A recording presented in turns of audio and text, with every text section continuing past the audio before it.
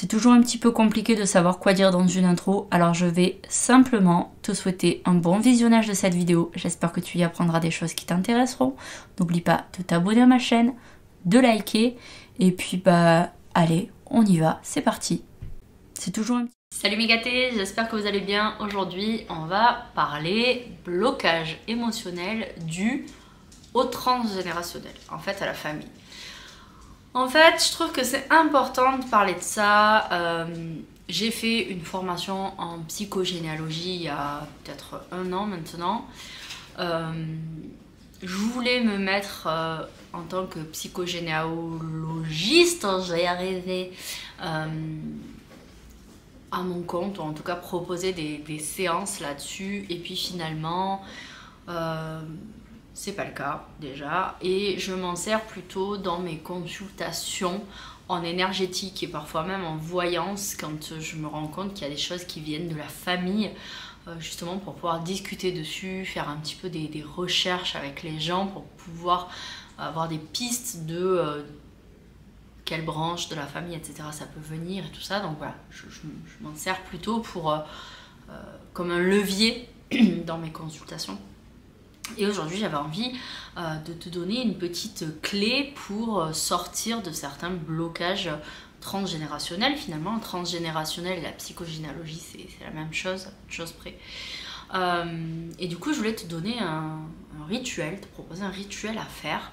Tu peux refaire en fait à chaque fois que tu en ressentiras le besoin et que tu vivras dans ta vie de nouveaux soucis avec ta famille, avec ton entourage qui pourraient t'impacter, laisser des traces dans ton ADN finalement, et ou en tout cas dans ta mémoire, dans tes mémoires cellulaires, et que tu pourrais transmettre à tes descendants. Alors il faut savoir que en psychogénéalogie, on part aussi d'un principe, on a aussi un principe qui dit que même si on n'a pas d'enfants nous-mêmes, mais qu'on a par exemple des frères et sœurs ou des cousins et cousines qui ont des enfants, et qui eux-mêmes ont des enfants, eh bien il se pourrait que ces descendants-là prennent des problématiques qui étaient à nous. Donc par exemple, il se peut que moi, je possède des problématiques qui viennent d'un de mes grands-oncles ou d'une de mes grandes tantes. C'est pas impossible, voilà. Donc parce que quand on fait des recherches, on se rend compte que certaines personnes vivent des choses qui n'ont pas eu lieu dans leur filiation directe, mais dans des filiations secondaires par des oncles, des tantes, etc. Et qui sont répercutées sur la personne en question, la personne A.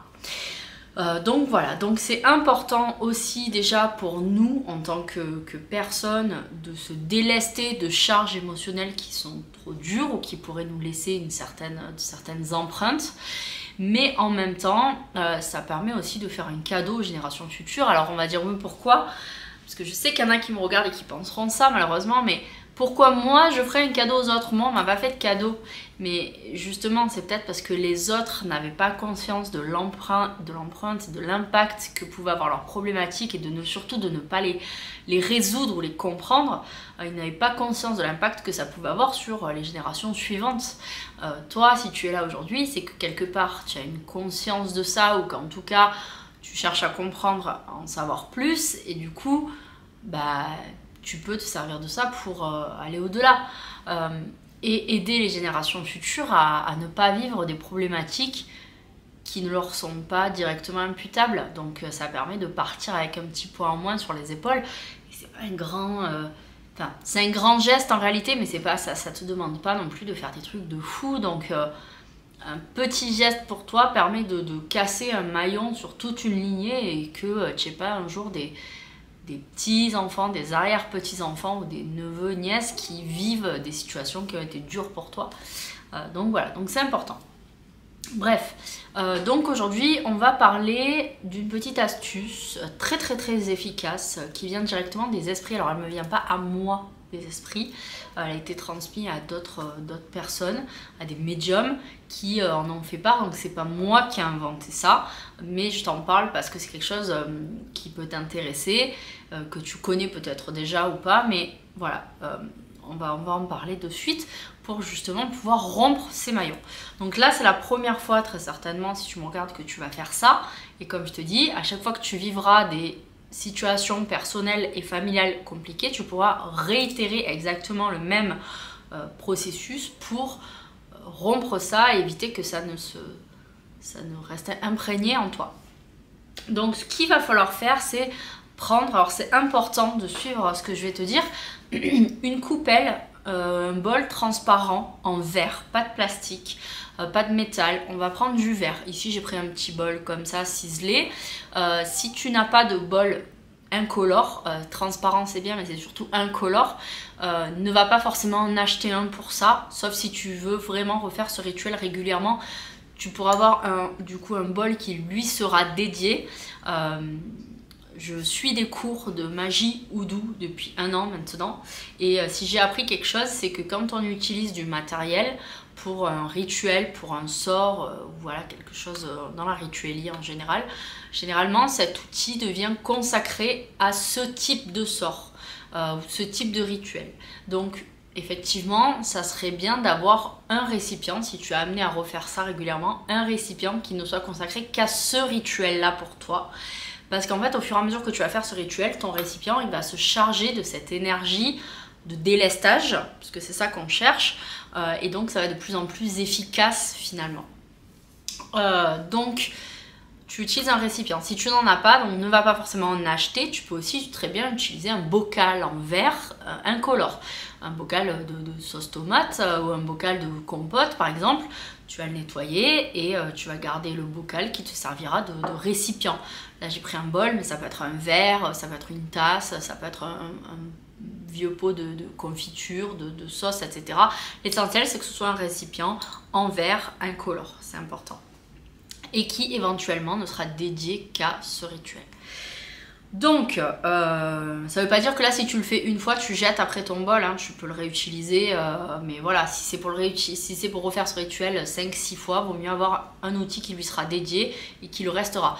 D'où le fait que c'est peut-être même mieux finalement d'utiliser un bocal de sauce, comme ça, le jour où tu n'en veux plus, tu le jettes et puis c'est fini, tu n'as plus les énergies de ce bocal et de ce rituel chez toi. Voilà, ça peut être aussi une solution. Donc ton petit bocal, un papier blanc, le plus blanc possible, le plus naturel possible, donc une feuille comme ça là d'imprimante, ça fera l'affaire.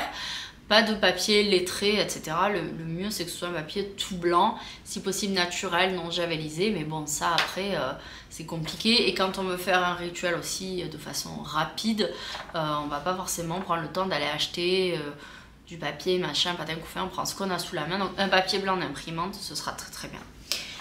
On va prendre du gros sel. Alors, dans l'idéal, on évite le sel de table, genre le sel la baleine, parce que c'est souvent des sels qui sont un petit peu traités, séchés en séchoir, etc. On va plutôt privilégier du sel naturel.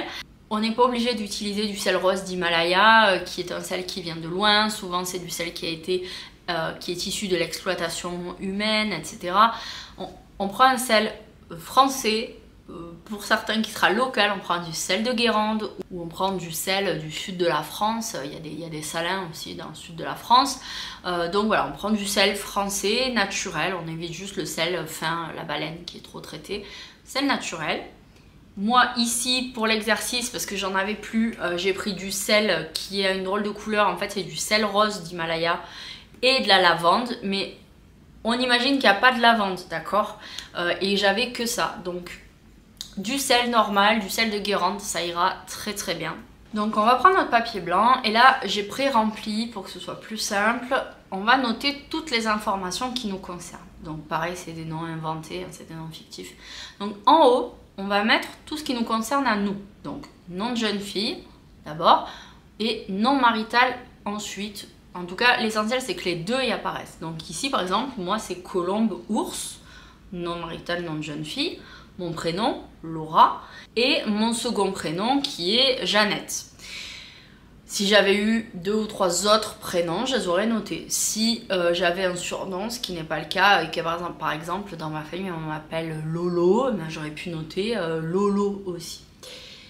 Ma date de naissance, donc 25 juin 1990. Donc ça c'est mes infos. Et en dessous je marque les parents. Donc mon père c'est Ours et ses prénoms sont Thierry et Jacques. Et ma mère c'est Cerise, Anne, Marie. Voilà. Et entre mes parents et moi, je marque mes frères et sœurs si j'en ai. Donc là, admettons, j'ai marqué Noémie, Olivier et Roselyne.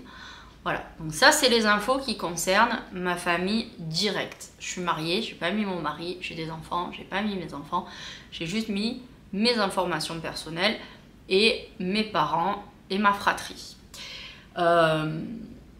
Si mes parents étaient divorcés et remariés, eh bien je rajouterais aussi les beaux-pères et les belles-mères. C'est pas une obligation mais on peut. Et si j'ai des demi-frères ou demi-sœurs, je peux rajouter aussi les demi-frères et les demi-sœurs. Histoire que ça nettoie vraiment toute la lignée, même si elle est divisée et que, voilà, parce que des fois on peut avoir les parents qui se séparent quand on est petit, on peut être élevé par un autre homme ou une autre femme, avoir des demi-frères et des demi-sœurs tôt dans notre vie, ou arriver nous-mêmes en tant que nouvel enfant avec une fratrie qui est déjà existante. Donc il faut que toutes ces personnes-là soient notées. Une fois que ça c'est fait, on va préplier notre papier. Une fois qu'on l'a préplié, alors pour le prépliage, je l'ai plié une fois en deux au centre. Et ensuite, j'ai plié de façon à ce que ici, ça fasse comme une petite poche. D'accord? Donc j'ai d'abord plié comme ça, puis j'ai plié comme ça et comme ça. Et ensuite j'ai replié comme ça. Parce qu'en fait il va y avoir du sel au milieu du papier. Je trouve que c'est plus simple d'avoir comme une petite poche. Mais il n'y a pas de bonne façon pour plier le papier. L'essentiel c'est qu'après on mette le sel et qu'il soit retenu dedans. Donc j'ai mon sel devant moi, nature, je répète, idéalement du sel de Guérande ou en tout cas du sel français non traité. Je fais semblant de cracher 7 fois dans mon sel. 7 fois. Je prends mon papier, je le déplie et je fais semblant de cracher 7 fois dessus. 7 fois. Je prends le sel sur lequel je viens de faire semblant de cracher et je viens en mettre une grosse poignée dedans. Vraiment beaucoup, le plus possible. Une fois que c'est fait, avant de refermer le papier sur le sel, je vais dire moi, Colombe, Ours, Laura, Jeannette, Lolo. Je demande en mon nom, ici et maintenant, le nettoyage de ma racine. Droit acquis de naissance, dans mon intérêt et celui des autres. Pour ici et maintenant. Je te mets cette petite phrase dans la barre d'informations juste en dessous pour que tu puisses t'en rappeler. Et elle est écrite juste ici. Une fois que tu as dit cette phrase, tu refermes ton petit papier avec ton sel à l'intérieur. Tu vas prendre ta soucoupe. Tu vas mettre du sel dedans. Tu vas poser ton papier. Tu vas remettre du sel dessus. Il faut que ton papier soit totalement enseveli par le sel. Dessous, dessus, autour. Et cette petite soucoupe, tu vas aller la placer sur le plus haut meuble, la plus haute étagère, le plus haut meuble qu'il y a chez toi. Et tu vas oublier cette soucoupe pendant 7 jours. Si tu as peur d'oublier, tu peux te mettre un petit rappel sur ton téléphone ou sur ton calendrier. Aujourd'hui on est dimanche, ben dimanche prochain, le rituel est terminé. Donc là on est 7 jours plus tard, on a laissé notre petit papier sans toucher pendant 7 jours sur la plus haute étagère chez nous. On récupère notre petit papier, on prend tout, donc on n'oublie pas qu'il y avait du sel dessous, dessus, partout, tout le contenu de la soucoupe, papier, sel compris. On jette tout dans les toilettes et on tire la chasse. Comme ça, toute notre racine a été nettoyée. C'est assez simple à mettre en place, ça paraît bête comme chou, mais c'est très très efficace. La petite soucoupe, on va la rincer à l'eau claire, on va la nettoyer avec du savon, on va la re-rincer, on va la mettre de côté et elle nous servira pour de nouveaux rituels à chaque fois qu'on aura un problème à résoudre par rapport à notre famille ou à notre lignée, qu'on aura eu des événements un petit peu difficiles. Si on pense qu'on ne refera plus ce rituel, c'est pour ça, je vous dis, il vaut mieux prendre un bocal et on jette le bocal au rebut et on ne l'utilise plus. Voilà. Sinon, on utilise un bocal qui y est dédié. Voilà pour ce petit rituel de nettoyage de la racine. Et je te proposerai prochainement un autre rituel dans le même genre qui pourra t'aider aussi. C'est un rituel un petit peu différent, mais pour un résultat identique. Voilà, bref, on en parlera une prochaine fois. Voilà, j'espère que ce petit rituel t'aura plu. N'hésite pas à le partager, à mettre un pouce bleu, à t'abonner si ce n'est pas déjà fait. Et à très bientôt pour de prochaines vidéos. Bye bye! Gros bisous mes gâtés et à bientôt pour une nouvelle vidéo. Ah oui, au fait, n'oubliez pas de vous abonner sur mes réseaux sociaux, Instagram, Facebook et TikTok. À très vite!